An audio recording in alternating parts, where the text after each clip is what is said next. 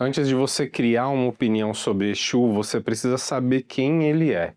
Não a versão que te contaram, não a versão que circula nas redes sociais, não o que o seu vizinho acha, ou o que o seu pastor disse, ou o que aparece nos comentários de um vídeo que você viu às 3 horas da manhã quando estava rolando tela. Eu estou falando de quem é Exu de verdade, dentro de uma tradição que existe há milênios e que foi transmitida oralmente, de geração em geração, não criada ontem por alguém que conta alguma história numa rede social. Dentro da tradição iorubá, existem 401 divindades. Isso não é uma força de expressão, não é um arredondamento, são 200 Irumolé, 200 Ébora e Exu. 401, nem mais e nem menos. O que passa disso são outros tipos de seres sobrenaturais e tem vários. Quando qualquer ritual começa no candomblé, qualquer um, não importa o orixá que está sendo homenageado, não importa a casa que está passando por esse ritual, não importa o lugar. Pode-se mudar a ordem de qualquer coisa, mas Exu sempre vai vir primeiro. Algumas pessoas podem até achar que isso é porque ele é maior entre as outras divindades, pode achar que ele tem mais poder entre os outros, mas o fato é um pouco mais profundo do que isso. Sem Exu, não existe nenhuma comunicação, nada acontece. Sem ele, nenhuma palavra chega ao seu destino. Sem ele, não tem como você saber se uma oferenda foi bem recebida, se um pedido foi ouvido. Sem a comunicação, nenhuma energia circula. Alguns iorubás costumam dizer que se Exu não existisse, ninguém poderia sequer rezar. E se você quiser entender o que é Exu, você precisa pensar no que isso significa de verdade.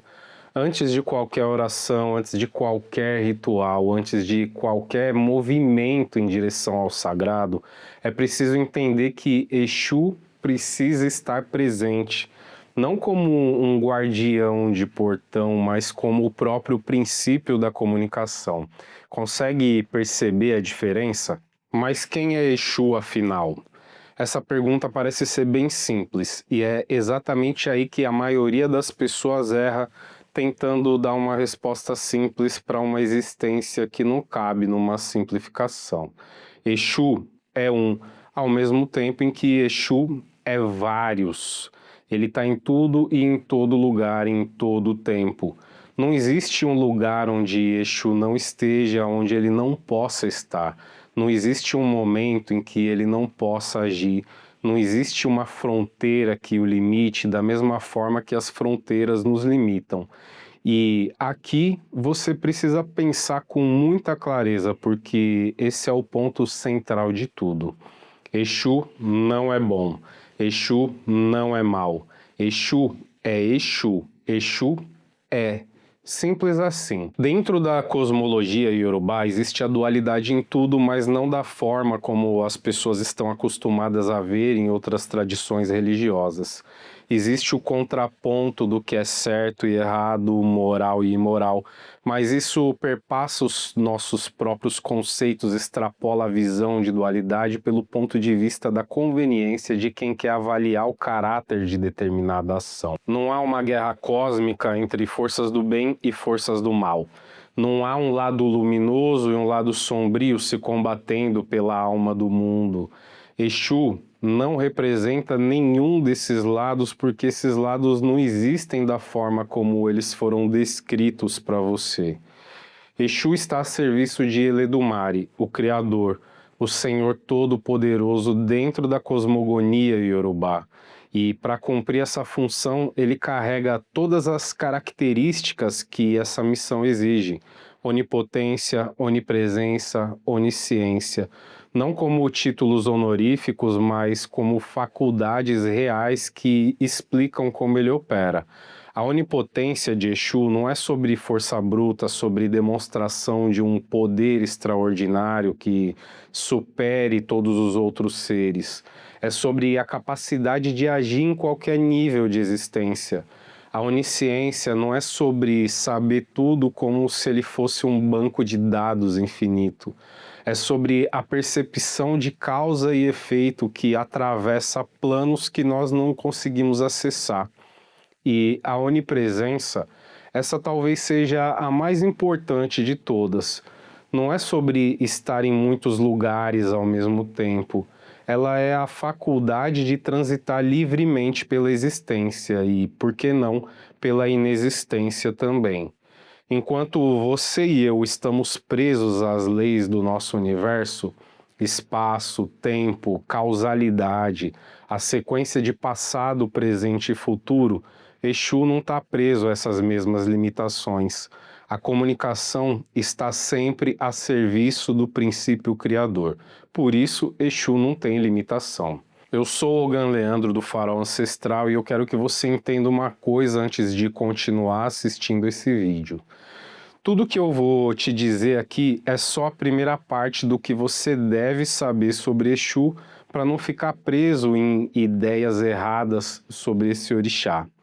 Eu vou te explicar tudo em 3 vídeos e eu não estou fazendo isso, eu não estou dividindo esse assunto porque ele é longo demais, mas porque já está na hora das pessoas pararem de ficar falando sobre Exu de maneira tão superficial. Você precisa saber que existe um título que Exu carrega dentro da tradição que me foi passada e que poucas pessoas fora dela conhecem. Olobé. Em Iorubá significa o Senhor da Faca. Quando você fala isso para alguém de fora dessa tradição, a primeira imagem que vem pode ser uma imagem de violência, de ameaça, e faz sentido. A gente foi condicionado a associar a faca com perigo, mas dentro do nosso contexto, por mais que ainda fuja a compreensão de algumas pessoas, a faca não é só uma arma. A faca é uma ferramenta, é um instrumento de passagem. Ela corta obstáculos, abre caminhos, separa o que estava misturado, transforma o que estava em um estado em outro. Pensa na faca que prepara um alimento. Ela não destrói, ela transforma. O que era bruto se torna algo que pode ser usado, consumido, oferecido. A faca distingue, organiza, decide onde ela começa uma coisa e onde termina outra coisa. E dentro da minha tradição existe uma compreensão ainda mais profunda sobre o que essa faca representa. É com ela que Exu corta qualquer limitação, inclusive o limite espaço-temporal. Isso não é uma metáfora poética, é uma descrição funcional de como ele opera. Enquanto nós percebemos o tempo como uma linha, passado lá atrás, futuro lá na frente e presente nesse instante, agora, que já virou passado enquanto eu falo com você, Exu não está preso a essa linearidade. Ele transita livremente entre tempos, entre planos, entre o que foi, entre o que é e o que pode vir a ser. E aqui eu preciso parar por um segundo porque tem uma coisa que eu particularmente acho fascinante nessa compreensão toda e que eu não estou trazendo para você como um argumento religioso, mas como uma reflexão pessoal. Eu gosto muito de física e quando eu comecei a estudar para tentar entender a relatividade, especialmente a ideia de que o tempo não é absoluto, que ele se comporta de uma forma diferente de acordo com o ponto de vista do observador, que grandes massas curvam o espaço-tempo, eu fiquei pensando em algo que a minha tradição já dizia há séculos. Exu matou o pássaro ontem com a pedra que ele jogou hoje. Muita gente compartilha esse ditado à torto e à direito, mas com a ideia de dar uma demonstração de poder de Exu de uma forma poética. Mas esse ditado não é poesia. Muita gente propaga essas palavras para se colocar num patamar de sabedoria, mas quando você pede para as pessoas explicarem isso, muito provavelmente elas vão dizer que Exu é tão poderoso que ele consegue jogar uma pedra hoje e acertar o pássaro ontem. Tá, essa explicação é muito óbvia, não precisava nem dar. Mas se você já ouviu essa frase, você já parou para se perguntar o que ela realmente significa? Não é uma frase comum, ela é uma afirmação sobre como Exu opera, uma ação realizada hoje produzindo o efeito ontem, uma intervenção que não obedece à sequência que nós consideramos natural. A ciência moderna não prova a fé e a fé não precisa de ciência para ser verdadeira.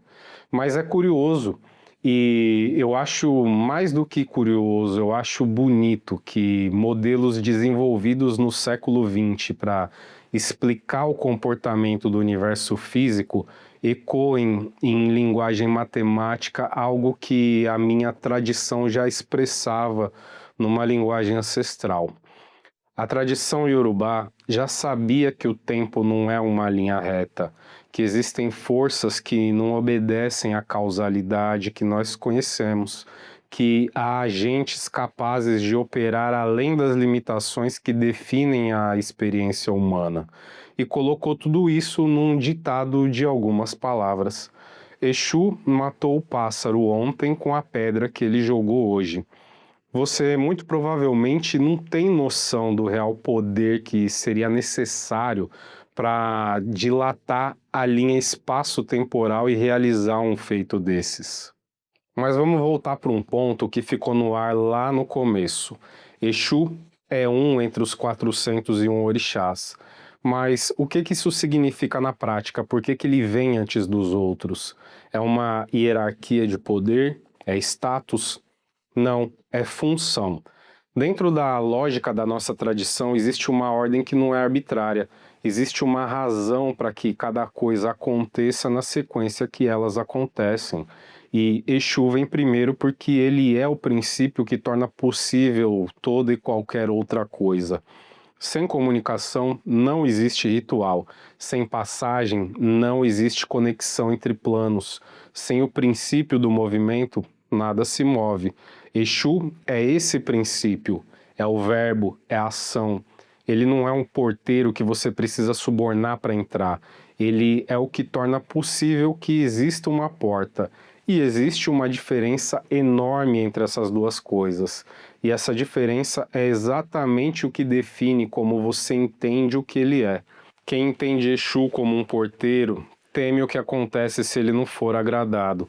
Quem entende Exu como um princípio não tem o que temer, tem o que compreender. E quem compreende o significado de tudo isso não tem como reduzir Exu a um espírito encantado, a uma pombagira, um tranca-ruas ou afins. Eu poderia continuar falando hoje por muito mais tempo, tem muita coisa sobre Exu que seria importante dizer, mas não agora. Eu escolhi não fazer isso nesse vídeo e te dar só essa visão nesse momento por um motivo bem específico. Porque tudo que eu acabei de te contar sobre Exu, quem ele é, como ele opera, o que ele representa, já existia muito antes de alguém decidir que ele era qualquer outra coisa. E foi por causa de uma decisão específica, de uma pessoa específica, em um ano específico, com um instrumento específico, que nós vemos todos, e eu disse todos, os equívocos que muita gente propaga sobre Exu há décadas. A decisão de um homem, um Iorubá, sim, do mesmo povo cujas divindades ele escolheu equiparar ao que a tradição dele tinha de mais negativo. E essa história, eu acredito que você nunca ouviu da forma como eu vou te contar. É o que nós vamos ver no próximo vídeo dessa série. Porque antes de falar sobre o que fizeram com o nome Exu, eu precisava que você soubesse quem Exu é. E agora você já sabe.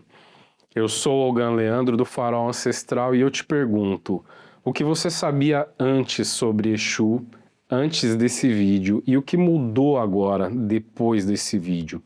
Deixa aqui nos comentários, eu leio tudo sempre e eu sempre respondo.